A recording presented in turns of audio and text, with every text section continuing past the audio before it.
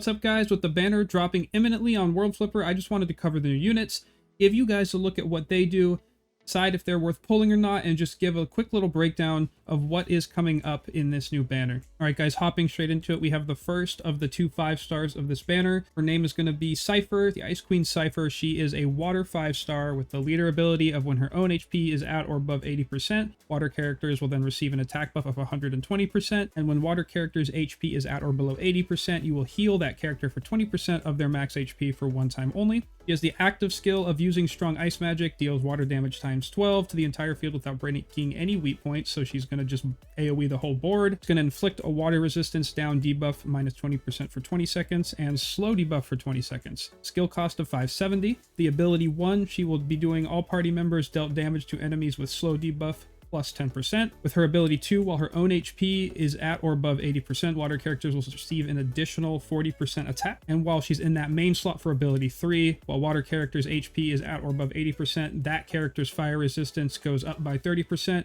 and gains an extra 60% attack. So taking a look at Cipher, she is going to be offering a little extra heal. She's going to be rewarding you for keeping your water team healthy. So if you have a water team that is healing, Lacelle, you've got Cipher here, you might have an off-element healer, and you're just healing. You're keeping your water team strong and healthy. You're tanking with Faf. You're going to be applying extra attacks and slow debuffs down onto the enemy. They're going to be getting fire resistance. They're going to be getting tankier. So she is a very solid water unit. I would say you'd want this unit as part of any kind of tier water team that you're building. Cipher has a home there. I mean, she has an all-around good kit. She does have a high cost on her ulti. 570 for a wait time is pretty high, but you could pair her with somebody that has a cheaper one to try to, you know, mitigate the ulti gauge there. But I'd definitely say Cipher is worth a pull. Maybe not on this banner. We're going to keep taking a look, but just for keeping it in mind, having Cipher in your inventory is not a bad thing. Moving on to the next unit, we have Wandering Blade Mormia. Mormia is the second of the 2 5-stars on this banner, and she personally, like, aesthetic-wise,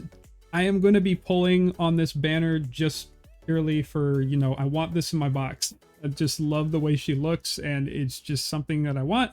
We're going to take a look at what she does, though. So, Wandering Blade Mormia is a dark 5-star, has the leader ability of dark characters gaining that attack 40% and skill damage plus 40%. Facing the nearest enemy, she uses magic swords to slash and uses magic power to deal dark damage 22 times to the enemy around self. So she's doing okay ulti there. Her ability 1 is going to be its own attack plus 20% and own skill damage plus 20%. Ability 2, while allies have penetration buff, multi-hit times 2 for 20%. That's interesting. Okay, so ability 3, and while a dark character's HP is at or above 40%, that character's attack will go up 35%, and while a dark character's HP is at or below 60%, that character is going to gain skill damage for plus 50%. So taking an honest look of what she does, her leader skill is, it's not impressive. I mean, you're getting 40% attack, 40% skill damage. I don't think she's meant to be a leader. Her active skill, you know, you're dealing dark damage around you 22 times. That's not a super high multiplier.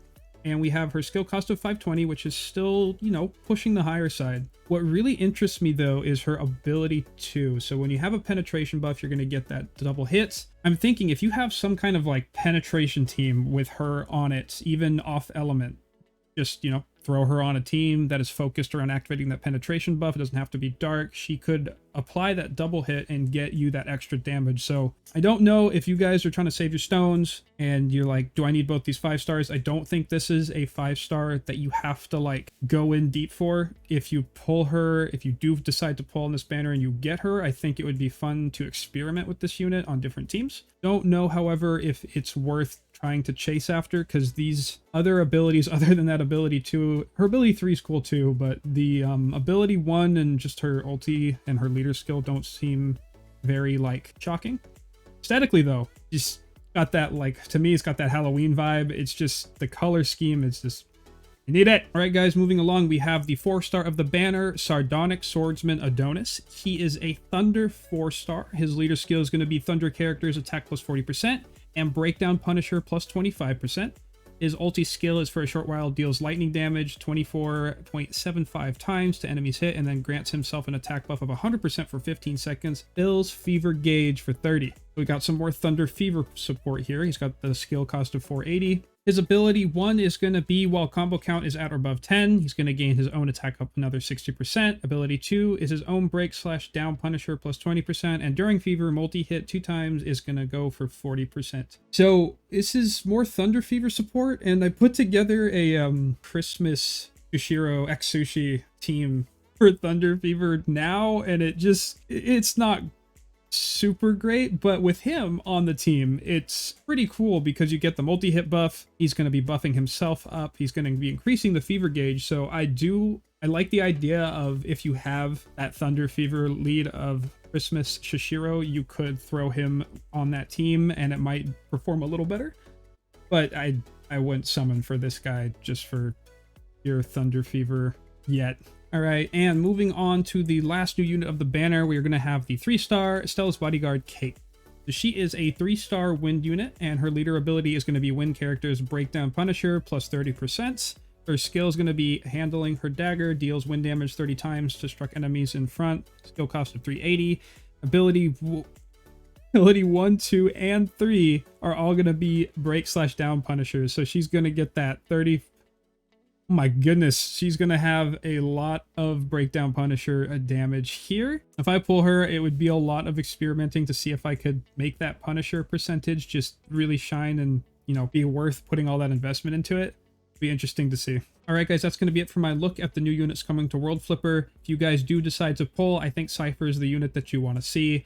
I wouldn't go too crazy trying to get her, but if you do see her, I think that's the one that's going to benefit everybody's, you know, water team the most. I am going to be personally summoning for Cipher and for Mormia, mainly Mormia, just aesthetically. I think that's my favorite designed character so far, but that is just a personal want. And we do have the banner coming shortly. They announced it was going to be dropping on the 29th of October at 5 UTC, so that is pretty soon for certain time zones. I wish you guys the best of luck in your summons if you do decide to pull.